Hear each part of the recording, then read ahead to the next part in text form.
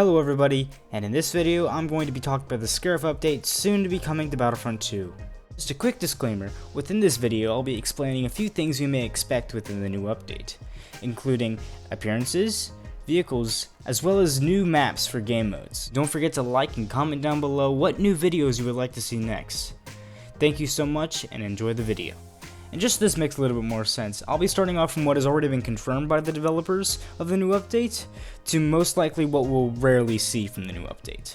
And obviously starting off at number 1 we have the map itself, which means the fact that we're going to get it like the beaches and all that stuff, and something like that, just like we did in the previous Battlefront. And I would assume that it actually would be bigger since the entire game of Battlefront 2 is bigger than the first game that they released.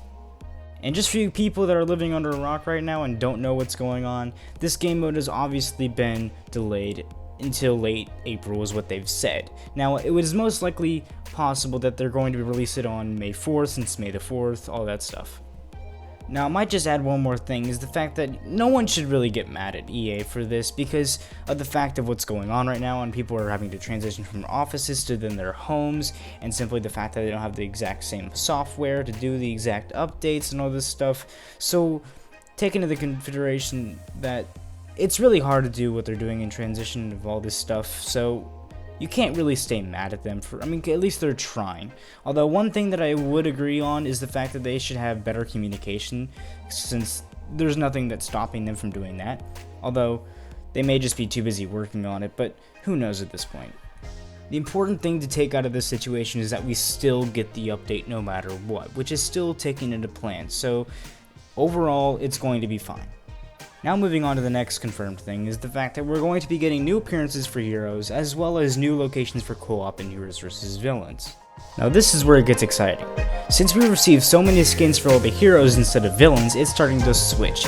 And you can see this whenever Ben Walk actually brings up a lot of gifs of Maul saying what fun, hinting to the fact that we'll get a new Maul skin.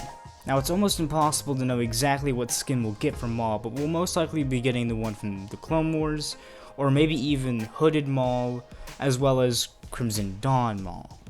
Now going back to what I said earlier about DICE's reputation with skins in Battlefront, the next likely thing we'd be able to get would be a battle damaged Vader. Now I wouldn't say no it's completely battle damaged Vader, but I would like to have something similar to what Grievous has, where it's like shattered armor and also battle damaged. If they do this, it gives a lot more of a wider selection for players to choose for Vader. Now, the last thing I'd like to touch on for appearances would be the fact that they most likely would add the Coastal Guards to the game, due to the fact of DICE's reputation beforehand. Say the prequels, they would have to have the clones. It would just make sense, story-wise and map-wise, to add them.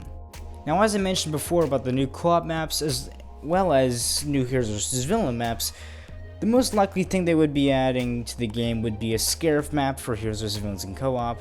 For co-op, that would be for the Rebellion and the Galactic Empire, and for Heroes vs Villains, it would just be simply a Heroes vs Villains map.